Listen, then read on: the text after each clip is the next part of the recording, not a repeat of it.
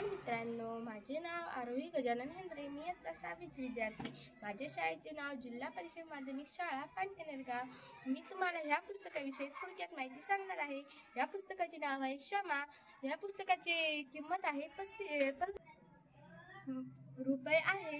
ह्या पुस्तकामध्ये तुम्हाला खूप काही शिकण्यासारखं आहे. ह्या पुस्तकामध्ये एक गुरु आणि त्याची विद्यार्थी आहे. चला तर मी तुम्हाला या पुस्तकाविषयी माहिती सांगते. अहो स्वामी, थोडे पाणी द्या. स्वामीला हे आवाज ऐकू गेला, तरी पण स्वामीनं न अंदाज केला, कारण की ते आवाज एकीकडून आलता. तर नंतर मग स्वामी डबल पुढे गेले. मग नंतर मुलीने प्रार्थना केली. मग नंतर मुलगी म्हणाली, स्वामी थोडे पाणी द्या, माझी आई पाण्याला तडपत आहे. तर नंतर स्वामीने ती गेली आणि नंतर मग ती पुढे गेली आणि स्वामींना तिला थोडंसं पाणी दिले. नंतर स्वामी तिच्या घरी गेले. नंतर तिची आई बिमार पडलेली होती. नंतर तिथे डॉक्टर आले आणि डॉक्टर म्हणाला, बाई तुला इटाळ नसले तरी पण असं का झाले? तर नंतर बाबाने मुलीला खूप प्रश्न विचारले, तरी पण मुलीने एक पण प्रश्नाचे उत्तर दिले नाही. मग नंतर सर्व गाववाले एकत्र आले. नंतर मग मुलीला विचारले, काय तरी पण मुलीने ह्या प्रश्नाचे उत्तर दिले नाही. तर मग नंतर तिची आई उठली आणि बसली. नंतर तिची आई म्हणाली, नंतर मग ती ही झाली. नंतर सर्व गाववाले तिला मारायची हे करू लागले. तिला मारता तरी पण ती काहीच नाही म्हणाली. ती उत्तर देऊ नव्हती लागली, कारण की तिच्यापाशी उत्तर नव्हते.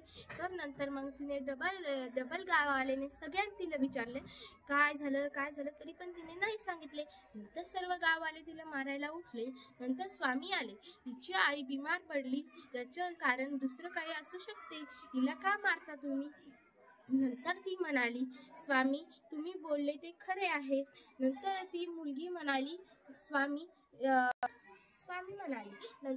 म्हणाले, आईला का मारता तुम्ही बिनकामीचं? हिच्या आईचं दुसरं काही पण कारण असू शकते.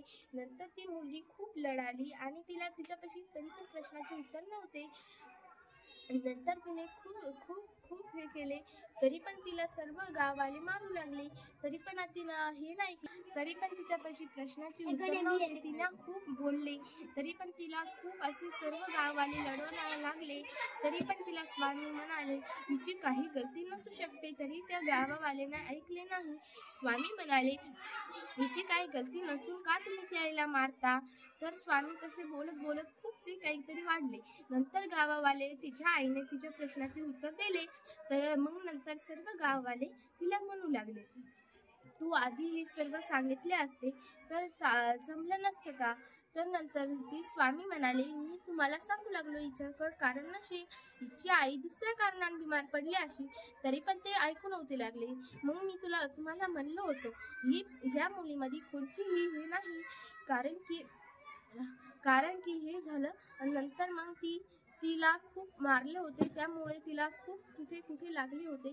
नंतर तिची खूप हाताला लागले होते व पायाला लागले होते, आणखीन डोक्याला, इथं सर्व मारले लागले, कारण की ती मुलगी हे होती. नंतर तिची आई उठली. बिमार पडलेली आई उठताना मुलीला खूप आनंद झाला. नंतर मुलगी म्हणाली, आई तू बिमार होती ना, आता कसं काय उठली? तर नंतर आई म्हणाली, बाई मला तुझं पाहून दुःख काहीच हे नाही झालं. तर मग आईचं प्रेम आणि तिचं प्रेम खूप वाढलं. तर नंतर मग तिला सर्व म्हणाले, बाई तू असं होतं तर आधी सांगितले पाहिजे होते. तरी पण तिचं कोणी ऐकू नव्हते लागले. तरी पण मग नंतर हे झाले. धन्यवाद.